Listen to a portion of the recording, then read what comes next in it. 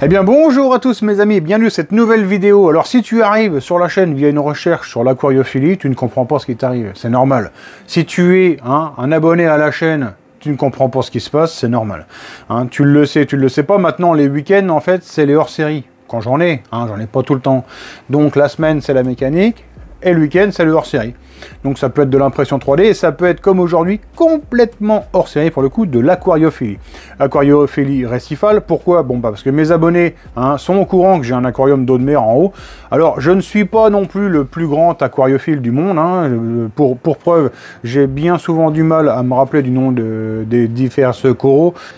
J'ai quand même des bases, forcément, je fais ça depuis, on va dire, une quinzaine d'années. J'ai eu des hauts et des bas, des moments où j'ai été à fond dedans, des moments où j'y étais pas du tout. Là, j'ai repris un petit peu du poil de la bête, ouais, c'est ça, du poil à la bête. Et donc, j'avais un RSM 250, je te mets une petite photo ici, tu vois. Donc, je l'avais laissé un peu couler pendant des années, et là, je suis reparti. Si tu veux, mon parcours aquariophile, je suis passé sur un premier aquarium 96 litres avec des guppies. Je suis passé après sur 120 litres avec je sais plus quoi, du nez rouge, tu vois, du cardinalis, des machins comme ça. Après, je suis passé sur un 200 litres discus, tu vois, le parcours classique. Et puis bon, je trouvais pas ça très intéressant. Et là, je suis passé sur le récifal. Mon premier aquarium d'eau de mer, donc, c'était 120 litres, berlinois, c'est comme ça qu'on l'appelait à l'époque. Bon, bref, on verra tout ça après. Donc voilà le parcours. Si tu veux, après, j'ai lancé un aquarium de 600 litres, 500 litres de cuve plus 100 litres de décantation.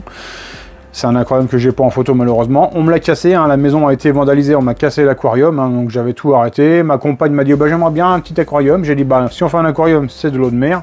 Je me suis acheté donc le Red Sea Max 250 d'occasion, un machin 400 balles, qui est là en haut depuis 4 ans maintenant. Donc tu as compris, avec des hauts et des bas. Et maintenant, j'avais envie de repasser sur autre chose. Donc là, pour la maison, on reviendra dessus ou pas, si le sujet vous intéresse. On partira sur je pense, un aquarium d'à peu près 400 litres pour la partie habitation. Derrière moi, ici, j'avais une petite place, tu le vois déjà. Il y a de la place, il y a une espèce de meuble. Tu vas comprendre ce que c'est. En fait, le but, c'était pour la chaîne. J'avais envie qu'on ait un espèce d'animal de compagnie. Tu vois, tout le monde a un chat, tout le monde a un machin. Moi, j'aime bien les poissons. C'est intéressant. Donc le but c'était de faire l'aquarium le moins cher possible, pas tout à fait, mais un petit aquarium récifal qui normalement devrait fonctionner sans souci et à moindre coût. Voilà, tu vois, le décor est planté, donc on va regarder comment essayer de monter un bac low cost fonctionnel. Allez, on voit tout ça après le jingle qui aura mis 3 minutes à arriver. Jingle!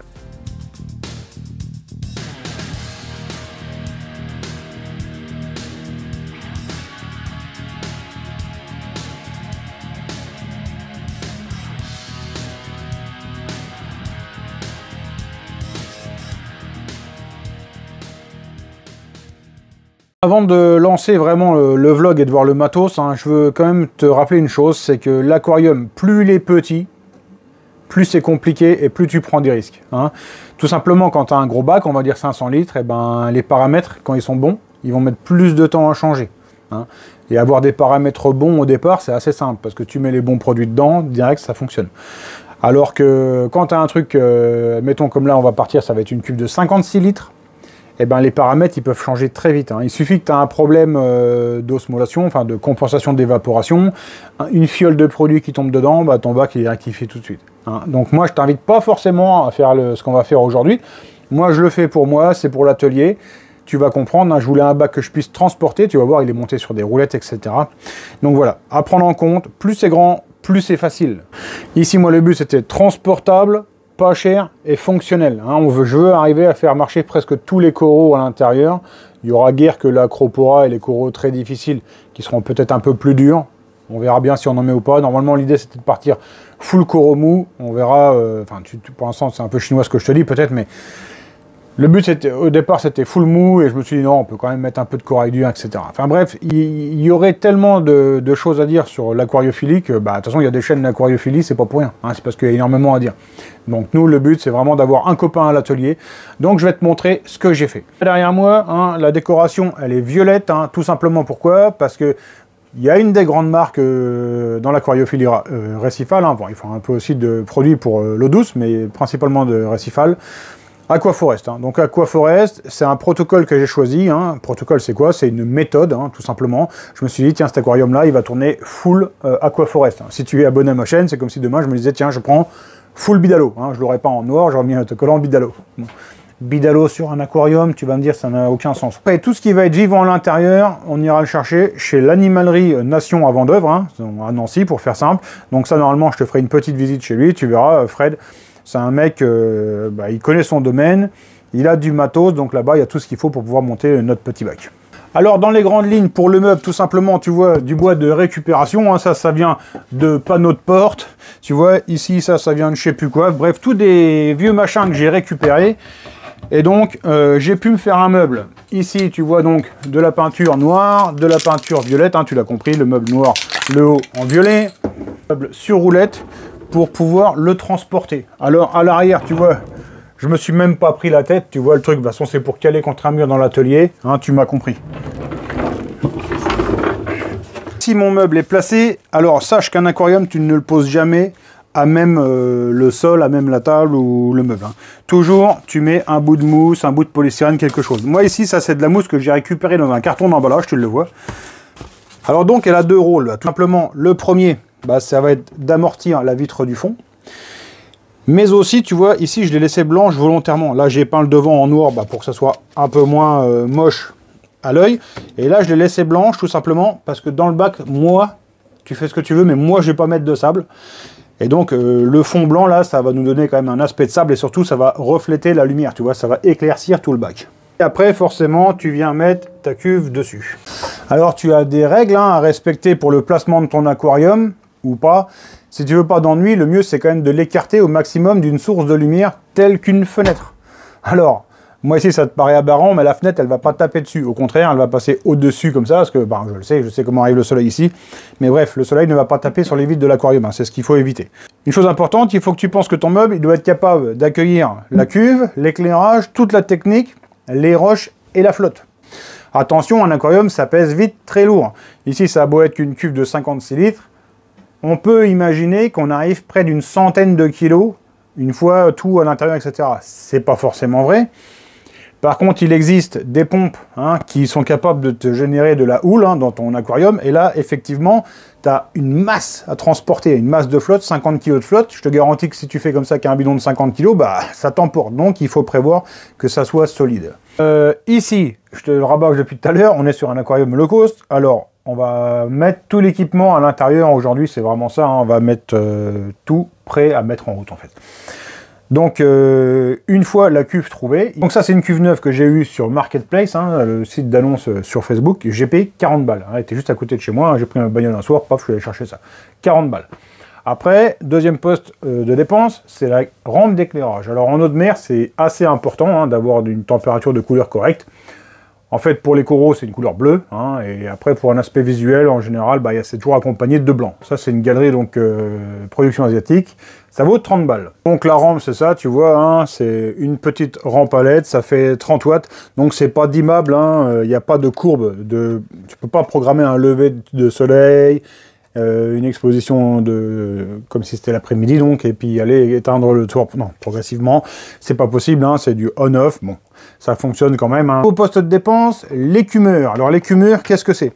En fait, si tu veux, c'est une pompe à eau qui va choper de l'air, ça va mixer l'air, et en fait, ça va dissoudre des bulles d'air, si je puis dire, dans de la flotte. Hein, tout ça, en fait, ça va faire, comme au-dessus d'une bouteille de coca, si tu veux, ça va faire de la mousse comme ça. En fait, toute la saleté de l'aquarium, elle va passer dans cette pompe et elle va monter en haut de la mousse. Et elle va se retrouver dans un récipient.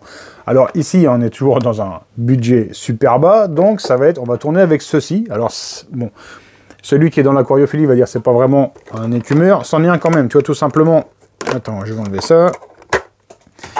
Ici, tu vois, ça va aspirer dans l'aquarium, ça va passer ici. Hein. Ici, ça va choper de l'air et ça va remonter par ce passage-là pour passer ici et ça va finir dans ce récipient-là. Hein. La mousse sale va se retrouver là au-dessus. Hein. Donc ça, c'est notre écumeur. Alors à ceci, moi, je suis venu clipser ici, tu vois, ça c'est un chauffage. Hein. Donc je te rappelle, production asiatique, ça vaut 10 balles. Voilà, donc ça tout simplement, je suis venu le clipser ici sur la canne, hein, parce que le but étant quand même d'arriver à aller le planquer dans le fond du décor, parce que franchement, bah, tu le vois bien, c'est pas forcément ce qu'il y a de plus joli. En général, ce genre d'équipement, en fait, hein, dans l'aquarium ici, tu fais un perçage, pour faire simple, tu mets un tuyau, ça descend en dessous dans l'aquarium, et dans l'aquarium, tu mets tout ce qui est technique, chauffage, enfin bref, tout l'écumeur et tout ça, et par un autre tuyau, ça vient rejoindre dans l'aquarium. Hein. Ici, on n'a pas fait de perçage, on fait vraiment le plus simplement possible. Dans l'aquariophilie marine, ce qui est embêtant, c'est ce qu'on appelle les sédiments. C'est toutes les matières en fait qu'il va avoir en bas dans la cuve. C'est important de les faire monter hein, dans le filtre, enfin de les faire circuler. Donc pour ce faire, j'ai acheté 2 petites pompes. Alors ça c'est des pompes, ça vaut 8 € pièce. Hein. Enfin j'ai compté 20 balles les deux. Et il y en aura une de chaque côté de l'aquarium. Une ici derrière, une là-bas derrière. Et alors ce que je veux faire, c'est j'ai acheté en fait des programmateurs mécaniques. Hein, en fait, c'est des petites languettes, et donc tous les quarts d'heure, c'est un coup celle de droite, un coup celle de gauche, comme ça, hein, ça va brasser le bac, en fait, différemment, hein, ça va pas tout le temps être, admettons, de droite à gauche ou de gauche à droite dans le bac, hein, ça va dépendre. Dernière pièce qu'on va mettre dans l'aquarium, c'est ce qu'on appelle la pompe de brassage, hein, c'est celle-là vraiment qui va nous faire un brassage dans tout l'aquarium. Donc c'est une pompe généralement comme ça, hein, c'est ce qui existe maintenant, à jet large. Alors il y a tous les prix, il y a tous les modèles, hein, tu peux trouver des petites pompes comme ça en 220 volts qui vont coûter 9 €. Hein, bon bref, moi ici j'ai la chance d'avoir un pote hein, qui avait cramé en fait la sienne, la pompe. Donc il lui restait en fait toute l'alimentation et ici le contrôleur. Ça 30 balles en gros, hein, donc c'est la moyenne entre la pompe là en neuf et en fait une pompe la même mais en 220 volts. Là par contre dedans c'est du 12 ou du 24 volts, je sais plus trop. Enfin bref, c'est du basse tension, c'est quand même un peu plus safe. Et pour finir, hein, il y a ici tout ce qu'il va nous falloir en électricité, hein, donc les programmateurs comme je te le disais, les rallonges, etc. Donc tout ça c'est du truc qui vient des petits rayons hein, pas chers. Donc là je t'ai compté pour 20 balles, il y en a pour 15, mais bon en gros on va dire 20 balles de matos. Ah bah tout de suite c'est plus sympa, gars, ça prend déjà la vie. Hein, bon, alors sache que ici, hein, l'éclairage tel que tu le vois dans l'écran, je le vois dans mon retour là, ça ressemble pas du tout à ce qu'on a en vrai. Hein. Ici tu as 2 canaux, hein, donc hop. Ici, tu vois, on a le blanc à fond et l'autre côté, le bleu à fond. Bref, ça te fait une couleur bizarre à l'écran. Hein. Mais moi, ici, c'est pas vraiment ce que j'ai. Il faut comprendre, dans l'aquariophilie récifale, il y a une petite différence par rapport à l'aquariophilie d'eau douce, on va dire. Normalement, soit tu as un gros boîtier noir sur le côté, tu as peut-être déjà vu ça. Soit tu as un filtre en dessous de l'aquarium. Généralement, dedans, tu as soit des mousses, soit des espèces de résine céramique, hein, etc. Et donc là-dedans vient se loger ce qu'on appelle des bactéries. Et c'est les bactéries-là, en fait, qui vont nous nettoyer les saletés qui sont dans l'aquarium. En aquariophilie récifale, on n'a pas ce système-là. Les aquariums marins, ce qu'on met, c'est ce qu'on appelle des roches vivantes. Hein. Ça a été ça pendant très longtemps, je vais t'expliquer pourquoi après. Si tu veux, en mer, on allait chercher des roches. Généralement, les roches, qu'est-ce que c'est? En fait, tout simplement, généralement, c'est du corail mort. Hein, parce que le corail, c'est ce qu'on appelle un corail constructeur de récif. En fait, généralement, sa partie supérieure avance, et tout ce qui est en dessous, généralement, ça crève parce qu'il n'y a plus de lumière. Bref, ces squelettes-là, les roches qui sont dans la mer, elles sont bourrées de bactéries. Et c'est ces bactéries-là, en fait, qui nous nettoient la flotte.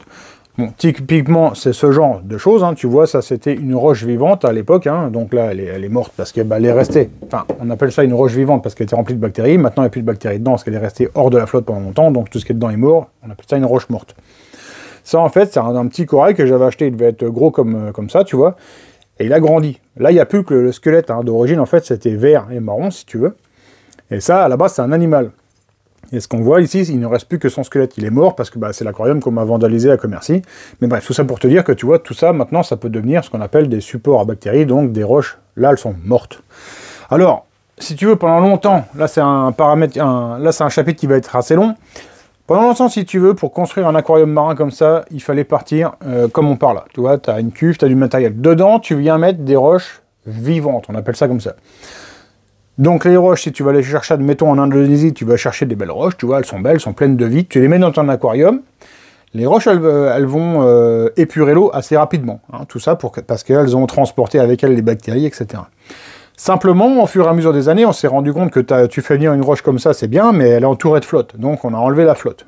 Coupe. Ce que je veux dire par là, c'est que par le passé, on faisait transporter par avion généralement les roches dans de l'eau pour maintenir en fait les bactéries, les petites bestioles à l'intérieur vivantes, et que l'eau forcément ça a un coût. 1 kilo de flotte, bah, c'est 1 kilo de flotte, et il faut le transporter par avion, et les transports ça coûte très cher, donc après on a diminué la flotte jusqu'à ne plus en mettre. Donc on faisait transporter les pierres humides, c'est-à-dire qu'elles étaient sorties et mises en caisse polystyrène pour pas qu'il y ait un choc thermique quand même, mais elles voyageaient sans flotte, donc t'imagines bien que tout ce qu'il y avait à l'intérieur. Et donc en enlevant la flotte, forcément ce qu'il y a dedans, il y en a 80% qui crèvent. Donc on arrivait avec des roches, bah elles n'étaient pas terribles, tu vois ce que je veux dire, tout ce qui était dedans c'était crevé. Donc on les mettait dans l'eau, et on faisait tourner comme ça. On mettait l'eau, les roches, on faisait tourner longtemps. Ça mettait, on va dire, bien, peut-être 1 mois, 2 mois. Pendant 2 mois, la roche, elle faisait du sédiment à crever. En fait, bah, tout ce qui était pourri dedans, bah, ça se faisait évacuer, il fallait nettoyer ça. Et la vie reprenait après, mais ça mettait une éternité. Et donc, entre le moment où tu commençais ton aquarium et le moment où tu pouvais mettre ton vivant, sans te mentir, en gros, il fallait compter, si tu voulais un démarrage nickel, 6 mois. 2 mois de mise en route, nettoyage des sédiments, on commence à mettre un peu, peut-être, les premiers détritivores, en fait, c'est des petites bestioles, des bernard l'ermite, des machins comme ça, des escargots. Après, on commence à mettre quelques coraux simples, on commence à mettre des coraux un peu plus compliqués, et les premiers poissons, tu vois, il fallait vraiment, comme ça, faire un truc tout léger, bah, pour pas choquer l'aquarium et pour pas le planter. Bon. C'est plus vrai maintenant. Maintenant, on a la chance de pouvoir travailler un petit peu différemment. Maintenant, on peut mettre des roches mortes comme celle-là. Tu les mets dedans. Tu mets en fait des bactéries, liquides, en poudre, et tu fais tourner comme ça. Et tu peux accélérer tes processus de démarrage d'aquarium, mais vraiment significativement, puisque là, le protocole sur lequel on va bosser nous, le protocole Aquaforest, tu pourrais peupler en 15 jours. Moi, je vais peut-être pas le tenter en 15 jours, mais bon, on va voir comment ça se lance. Donc là, on va le faire démarrer comme ça. On va le démarrer sur des roches aujourd'hui, sur des roches Aquaforest, si tu veux.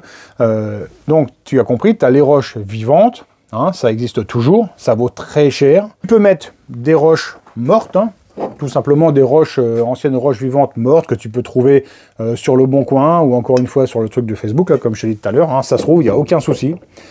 Et vraiment, si tu n'as pas un rond, tu peux très bien acheter du sable d'aquarium marin, coller ça avec du ciment, et ça fonctionne.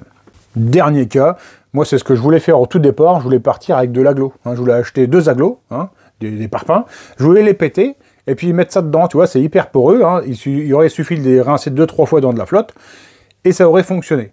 Il n'y a aucun souci là-dessus. Bon, après, pour une histoire d'esthétique, bah, c'est sûr que c'est pas pareil. Alors moi ici, pour l'aquarium, j'ai la chance, comme je te le disais, d'avoir les roches Aquaforest. Donc tu le vois, l'AF-Rock d'Aquaforest. Donc ici, la taille du carton, c'est le moyen small, entre les deux. Donc dedans, en fait, si tu veux, on a de la roche reconstituée. J'imagine que c'est du sable, des cailloux, c'est collé au ciment, et après elles sont peintes. Tu vas me dire, mais pourquoi elles sont peintes en rose? Tout simplement parce que l'aquarium, quand il est bien équilibré, et qui tourne depuis longtemps, tout simplement des roches que tu aurais mises, même toutes blanches comme ça, eh ben elles seraient devenues roses.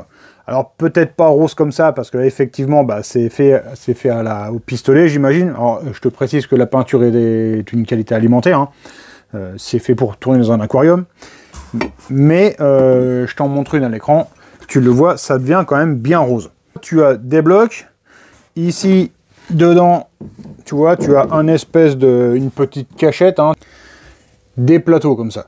Bon, après tout ça, bah, ça sera, je pense, dans le prochain épisode. Enfin, là, on arrive à plus de 15 minutes de vidéo, ça commence à faire long.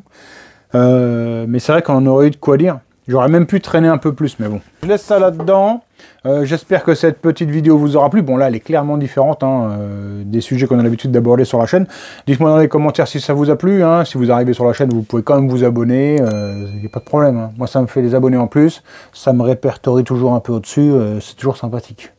Voilà, donc prochaine étape, on met les roches dans l'aquarium. On prépare l'eau de mer. On commence à lancer tout ça.